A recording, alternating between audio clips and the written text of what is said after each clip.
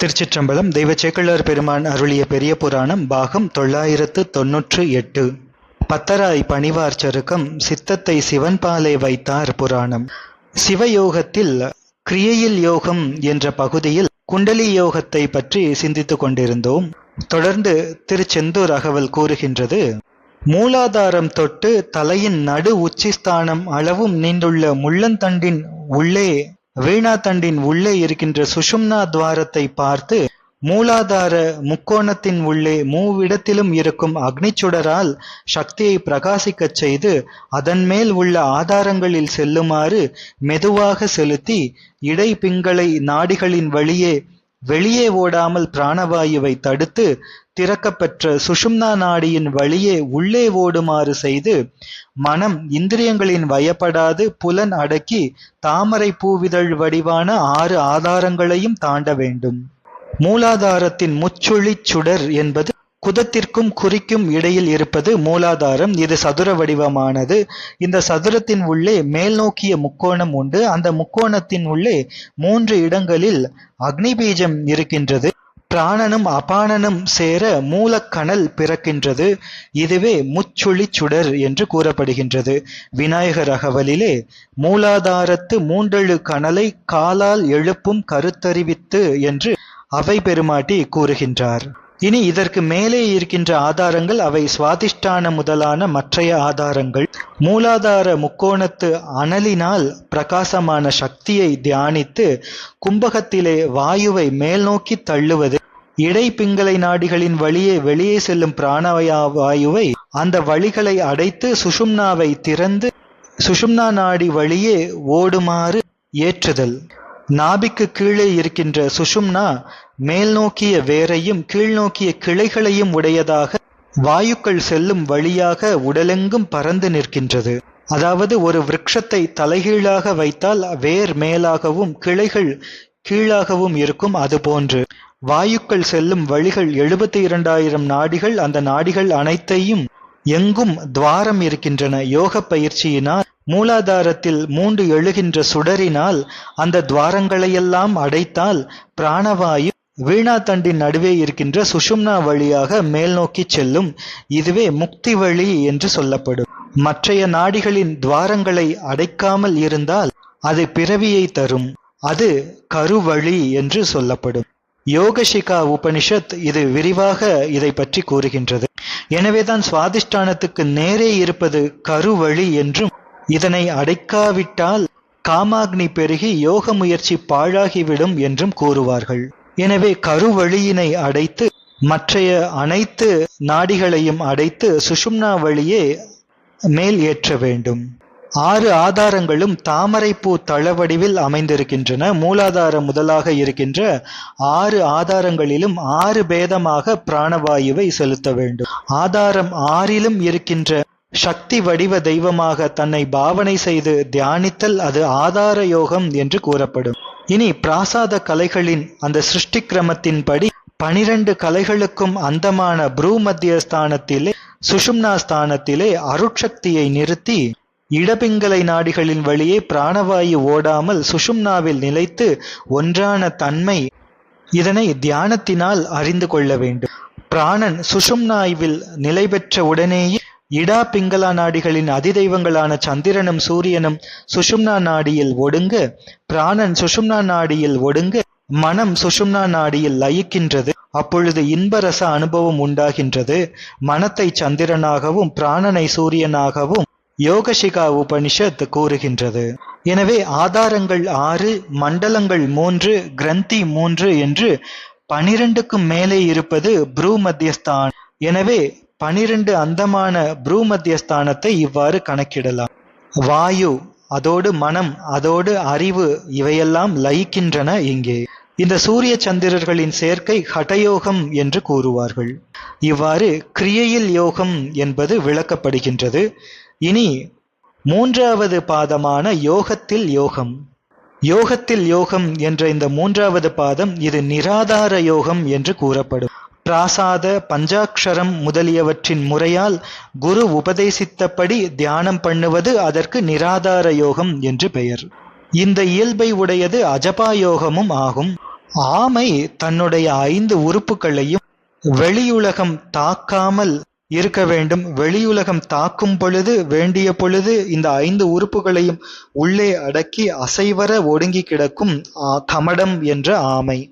அந்த தன்மை போல வெளியுலக ஆசையெல்லாம் இல்லாமல் அதன் வயப்படாமல் ஞானேந்திரிய கண்மேந்திரியங்களின் வலிமையை அடக்கி மனம் அசைவற்று அறிவும் அசைவற்று ஒடுங்கி இருந்து மூலாதாரத்திலே 3 எழும் கனலால் சந்திரமண்டலத்தின் கீழ்ப்பகுதியை உருகும்படி செய்து உள்நாக்கின் மூலம் சிந்தும் பால் அமுதினை அருந்தி தேகம் முழுவதும் நிறைக்கும் யோக பண்பு இங்கே விளக்கப்படுகின்றது. 5 புலன்களாகிய மத யானைகளை சப்தம் முதலான விஷயங்களில் திரிய விடாமல் மன உறுதி என்ற அங்குசத்தினால் அடக்கி ஆள வேண்டும். இது நடந்தால் குருவாய் வந்து அருளும் அருள் சக்தி மனத்தை வில்லாகவும் 5 புலன்களை மலர் அம்புகளாகவும் கொண்டு சப்தம் முதலான விஷயங்களை போக்கி பொறி மமதையை அடக்கி ஆளுகின்றான். அது புலன் அடங்க தியானம் நிலைக்கும் நிலைமை. வாயுவை கும்பகத்தினால் கபாலத்திலே அடக்க மனம் அசையாது இருக்க மனோலயம் ஆக மலப்பிணிப்பு நீங்க தன்முனைப்பு அருந்து விழ இந்த உயிரானது இறைவனது திருவடி வியாபகத்தில் ஒடுங்கி இருக்கும். இதற்கு லயம் என்று பெயர். பூஜை கோடி ஸ்தோத்திரம், ஸ்தோத்திரம் கோடி ஜபம், ஜபம் கோடி தியானம், தியானம் கோடி நிஷ்டை, நிஷ்டை கோடி லயம் என்பது வேத ஆகம விதி.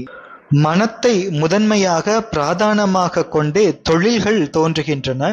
அந்த தொழில்கள், அந்த கர்மங்கள், அவை உண்டாக்கும் புண்ணிய பாவங்களினால் அந்த மனம் பற்றப்படுகின்றது. ஆகையால் பிறவிகள் வருகின்றன. எனவே இந்த மனத்தை தடுத்து மௌனத்தை பயில்வாய் என்றால் புண்ணிய பாவங்கள் தோன்றாது ஒழியவே பிறவிகள் தோன்றாமல் ஒழியும் என்று யோகசிகா உபனிஷத் கூறுகின்றது. இதனை லயயோகம் என்றும் கூறுவார்கள். இந்த லய யோக பயிற்சியினால் எதிலிருந்து எல்லா கருவிகளுடனும் மனம் தோன்றியதோ அந்த தோன்றிய இடத்திலேயே இவைகளையெல்லாம் ஒடுக்க, அங்கே பிராணவாயுவும் ஒடுங்க, யோகத்தால் பிராணனும் அபானமும் ஐக்கியப்படும். அப்படிப்படவே மூலக்கணல் பிறக்கும். இதுவே சுக்லவீரிய தேக்கமாகிய பார்க்கடலில் எழும் ஆலகால விஷம். மூலக்கணல் நாபிக்கு அடியில் உள்ள நரம்பு மண்டலத்திற்கு கீழே நிற்கும் பொழுது உண்டாகும் வெப்பமே விஷம். மூலக்கணல் நாபி சக்கரத்தில் மேல் நோக்கி நிற்கும் பொழுது அந்த கணல் சந்திர மண்டலத்தின் கீழ்ப்பக்கத்தில் உரைப்பாக படும். அவ்வாறு படவே சந்திரன் உருகி பால் அமுதை பொழியும். உபாசகன் அதனை உள்நாக்கின் அடியிலே குருநாதர் அருளிய பீஜ மந்திரத்தோடு தியானித்தால் அந்த பாலை பருகுவான். இதனையே மாங்காய் பாலுண்டு மலைமேல் இருப்பவர் என்று கூறுகின்றார்கள். மூலக்கணலை முடுகி முடுகி முழுமதியின் பாலை பருகி பரவெளிக்கே சென்று பற்றி நின்றார் என்று திருச்சிற்றம்பல நாடிகள் கலித்துறை பேசுகின்றது. காயத்துள் மெய்ஞான கள்வுண்ணல் என்று இதனையே கூறுவார்கள். மூலக்கணல் வெப்பமாகிய ஆலகால விஷமே சந்திர மண்டலத்தை அடைந்ததும் அமுதமாக பரிணமிக்கின்றது என்று சொல்வார்களும் இருக்கின்றார்கள்.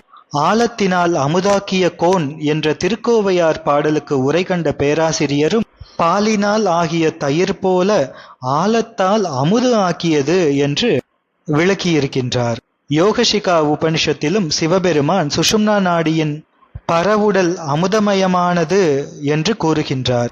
எனவே யோகியின் உடலெங்கும் அமுதம் நிறைந்து அந்த உடலை அழிய விடாமல் காக்கின்றது என்று பொருள். இவ்வாறு பால் அமுதினை அருந்தி தேகம் முழுவதும் நிறைக்கும் யோக பண்பின் அனுபவத்தினால் அதனை அறியச் செய்தருளி குருநாதர் இஷ்டகாமியம், 64 கலைஞானம், 8 சித்திகள் இவற்றையெல்லாம் பெருகுமாறு தந்தருளுவார். இஷ்டகாமியம் என்பது விரும்பிய பொருளை எண்ணிய மாத்திரத்தில் பெறுவது ஒரு அதிர்ஷ்டம். 64 கலைகள் என்பவை அக்ஷர இலக்கணம் முதல் அவஸ்தா பிரயோகம் வரை இருக்கின்ற 64 கலை ஞானம். இது அபரஞானமாகிய பாசஞானம். இது முக்திக்கு தடையாக இருக்கும். அஷ்டமா சித்தி என்பதும் கூட யோக பயிற்சியினால் வாயுவின் குணங்கள் உடலிலே காணப்பட்டால் வருகின்ற சித்திகள் அவை அனிமா, மகிமா, கரிமா, லகிமா, பிராப்தி, பிராகாமியம், ஈசத்துவம், வசித்துவம் என்று 8 பெரும் சித்திகள் அஷ்டமா சித்திகள். இந்த சித்திகள் சித்த சலனத்தை ஏற்படுத்தி முக்திக்கு தடையாகும் என்பதனை அறிந்து இந்த சித்திகள் தன்னுடைய ஏவலை கேட்கத்தக்க நிலையில் யோகி உயர்வு அடைவார். எனவேதான் எம்மை உணர்ந்த யோகியர்கள் இவற்றை விரும்பார் என்று திருவிளையாடல் புராணத்தில் அஷ்டமா சித்தி உபதேசித்த படலத்திலே பெருமான் கூறி அருளியிருக்கின்றார். எனவே பிராணாயாம யோகத்தினால் ஐம்பொறி அடக்கம், மன ஒருமைப்பாடு, பால் பருகுதல், இஷ்ட சித்தி, கலைஞானம், அஷ்டமா சித்தி என்பன உண்டாகும். யோகத்தில் யோகமும் சித்திக்கும். 12 கால் குதிரை என்று சொல்லப்படுகின்ற சுவாசம், நிஸ்வாசமாகிய ரேசகத்தில் பிராணவாயு 12 அங்குலம் வெளியே செல்லும் என்று பார்த்தோம். அதனால் இதற்கு 12 கால் குதிரை என்று பெயர். அந்த சுவாசத்தை வெளியே போக விடாமல் உடம்பின் உள்ளே அடக்கி நிறுத்தும் தன்மையும் சாதனை மூலம் போதனை செய்து அருளுவார் குருநாதர். அதன் பின்னர் ஆதார யோகத்தை உபதேசித்து அருளுவார். ஜீவன் சிவனடியை சேர்வது உண்மை சிவயோகம். நிராதார யோகத்தால் ஜீவன் சிவன் அடியை சேரும். நிராதார யோகத்திற்கு அடிப்படையாக இருக்கின்ற பயிற்சி ஆதார யோகம்.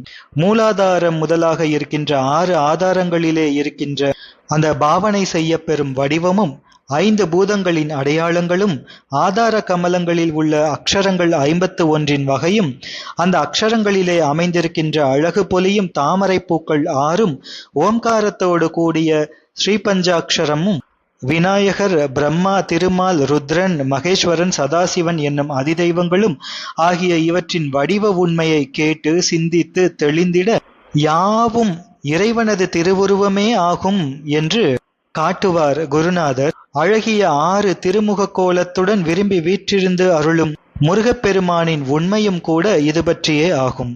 எவ்விடத்திலும் எப்பொருளிலும் இறைவனார் பிரிப்பின்றி நிற்கின்றார். எனவே இறைவனாருக்கு வேறாக எந்த பொருளும் இல்லை என்ற உண்மை வாசகத்தை உபதேசித்து அருளி பிரம்மரந்திரத்தில் உள்ள 1008 இதழ் தாமரை மேலே ஆனந்த கூத்தாடும் நடராஜ சிவஜோதியையும் தியான சமாதி மூலம் காட்டியருளுவார் குருநாதர். இது சித்தத்தை சிவன்பாலை வைத்தார் புராணத்திலே வருகின்ற திருப்பாடல் போன்று அமைந்திருக்கின்றது. காரண பங்கயம் 5 கடவுளர்தம் பதம் கடந்து பூரண மெய் பரஞ்சோதி பொலிந்து இலங்கு நாதாந்த தாரணையால் சிவத்தடைந்த சித்தத்தார் என்று பார்த்தோமே, அதனுடைய விளக்கமாக இது அமைகின்றது இந்த இடம். எனவே ஆதார யோகம், நிராதார யோகம் என்ற 2 யோகங்களுமே பக்குவ ஆன்மா சிவபெருமான் திருவடியில் சேரும் நெறி என்று வேதாகமங்களிலே விதிக்கப்படுகின்றன. திருவுந்தியார் 8வது திருப்பாடல் கூறுகின்றது, ஆதாரத்தாலே நிராதாரத்தே சென்று மீதானாத்தே செல்க உந்தி பர, விமலர்க்கு இடம் அது என்று உந்தி பர என்று கூறுகின்றது. திருக்களிற்றுப்படியார் கூறுகின்றது, ஆதார யோகம் நிராதார யோகம் என மீதானத்து எய்தும் விதி 2 என்று கூறுகின்றது. அந்த 2 தவயோகங்களில் கருவிகளை நீங்கி கரணங்களோடு நின்று கலைஞானத்தால் செய்யப்பெறும் ஆதார யோகம் இங்கு விளக்கப்படுகின்றது. ஆதாரங்கள் மூலாதாரம், சுவாதிஷ்டானம், மணிப்பூரகம், அநாகதம், விசுக்தி, ஆக்ஞை என்ற 6. ஆதார யோகம் வடிவத்தை பற்றி தியானம் செய்வது இந்த ஆதாரங்களில் ஒவ்வொரு தெய்வ வடிவை குருவினிடத்திலே பெற்று அந்த ஆதாரங்களிலே தியானிப்பவனும் தியானிக்கப்படும் பொருளும் இன்றி தன்னையும் மறந்து அந்தந்த தெய்வ ரூபம் தானாக தியானித்து சமாதி அடைதல், அதுவே ஆதார யோகம் ஆகும். இந்த ஆதாரங்களின் வடிவம், பூதங்களுக்கு உரிய அடையாளம், 51 அக்ஷரங்கள் எவ்வாறு வருகின்றன, இதற்குரிய ஆதார தாமரைகள், ஸ்தூல பஞ்சாட்சரம், அதிதெய்வம் என்று படிப்படியே தியானிக்கப்படும்.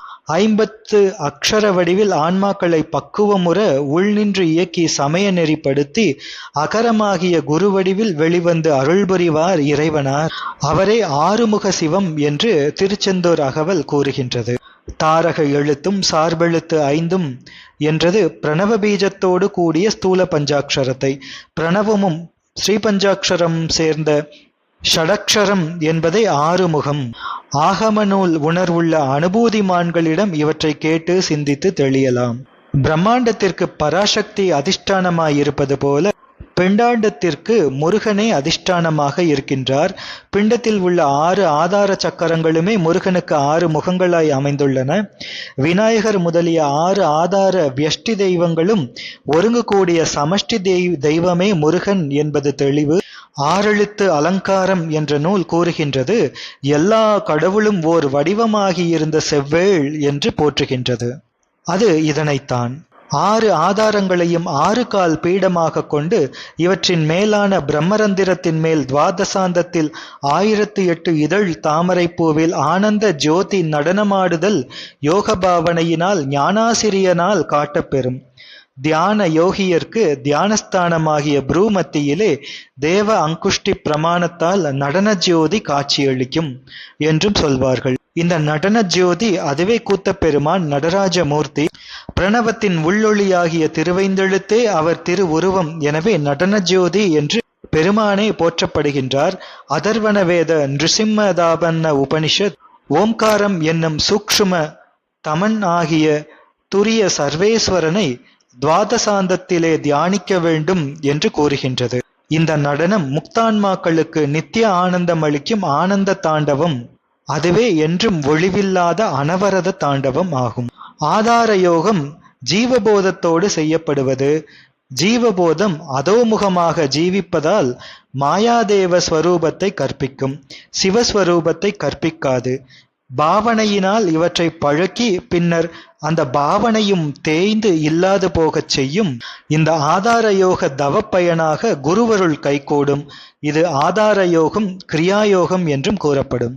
இனி அஜபாமந்திர யோகத்தையும் குருநாதர் அருளி செய்வார். 21,600 என்ற எண்ணிக்கையோடு பொருந்தி தினந்தோறும் போக்குவரவு பெற்று இயங்கும் சுவாசத்தை ஹம்ச என்ற அஜபாமந்திரத்தினை கீழ்மேலாக மாற்றி சம் என்ற உச்சாரணத்தோடு வாயுவை பூரித்து உட்சுவாச அளவு நிட்சுவாச அளவோடு சமமாகும்படி கும்பகம் செய்து ஹம் என்ற உச்சாரணத்தோடு வாயுவை சுழுமுனை நாடி வழியே குண்டலியோடு ஏற்றி மூலாதாரம் முதல் 6 ஆதாரங்களிலும் நிறுத்தி தெய்வ உருவங்களை தியானிக்கும் அஜபாமந்திர யோகம் என்பதனையும் குருநாதர் அருளி செய்வார். அஜபா யோகம் என்பது ஸ்தூல ஆதார யோகம் ஆகும். அது ஆதார யோகத்திற்கு துணையாக இருப்பது. ஹம்சம் என்ற அஜபா மந்திரம் அது தாண்டவமான தனியெழுத்து என்று கூறப்படும். மூலாதாரத்தில் மேல் நோக்கி இருக்கின்ற முக்கோணத்தின் கீழ் 2 கோணங்களுக்கு உள்ளும் வலதுபுறத்தே ஹம் என்றும் இடதுபுறத்தே சம் என்றும் அஜபா மந்திரம் நிற்கும். சுவாசித்தல் மூலம் அனைத்து உயிர்களும் உச்சரிக்கும் மந்திரம் இந்த ஹம்ச மந்திரம். இதனை குரு உபதேசத்தின்படி மாற்றிக்கொள்ள வேண்டும். சங் என்ற உச்சரிப்போடு வாயுவை உள்ளே பூரித்து கும்பித்து ஹம் என்ற உச்சரிப்போடு சுஷும்னா நாடி வழியே மேலே செலுத்தி பயிலுதல் அது அஜபா மந்திர யோக பயிற்சி என்று கூறப்படும். இவ்வாறு சோகம் சோகம் என்ற உச்சாரணத்தோடு மேலே செல்லும் பிராணவாயு மூலாதாரம் முதல் பிரம்மரந்திரம் இறுதியாக இருக்கின்ற ஒவ்வொரு ஆதாரத்திலும் நிற்கும். வாயு நிற்க மனம் லயிக்கும். மனோலயத்தில் அந்தந்த ஆதார தெய்வ தரிசனம் நிகழும். அந்த தெய்வ மயமாக தானாகும் பழக்கத்தை இது சித்திக்கச் செய்யும். இது ச அகம் சோகம் என்று வேதாந்தமான உபனிஷத் இதனை கூறும். இதனையே சிவாகமங்கள் சிவ அகம் சிவோகம் என்று சித்தாந்தம் கூறும். இவ்விரு பாவனைகளும் சமமானவையே என்று வேதாந்த தெளிவான சித்தாந்தம் கூறுகின்றது. ஸ்ரீமத் மாதவ சிவஞான முனிவர் பெருமான் சிவஞான போத மகாபாஷ்யத்திலே இந்த அஜபா என்பதனை பற்றி அருளியிருக்கின்றார். சூக்ஷ்ம பஞ்சாட்சரம் அஜபயாய் பரிணமித்து பிராணவாயுவை அடக்கியும் விட்டும் நின்று உணர்த்தும். அதனால் கணந்தோறும் நினைப்பும் மறப்புமாகிய சகல கேவல உணர்வுகள் மாறி மாறி நிகழும் என்று முனிவர் பெருமான் அருளியிருக்கின்றார். எனவே விநாயகர் அகவலும் ஆராதாரத்து அங்குச நிலையும் பேரா நிறுத்தி என்று கூறுகின்றது. அவை பெருமாட்டி அவ்வாறு கூறுகின்றார். சுஷும்னா வழி செல்லும் அஜபை அது நாத வடிவாம் குண்டலினி சக்தி ஸ்வரூபம். குண்டலி அதனில் கூடிய அசபை என்று விநாயகர் அகவல் முன்பு பார்த்தோம். எனவே ஆதாரங்கள் தோறும் சிவபெருமானை வெளிப்படுத்துவதான இந்த யோக பழக்க முறை அஜபா சக்தி சிவஸ்வரூபமாய் நிற்கும் முறை என்று கூறப்படும். இவ்வாறு யோகத்தில் யோகம் என்பது விளக்கப்படுகின்றது. இனி ஞானத்தில் யோகம் என்ற 4வது பாதத்தினை தொடர்ந்து சிந்திப்போம். திருச்சிற்றம்பலம்.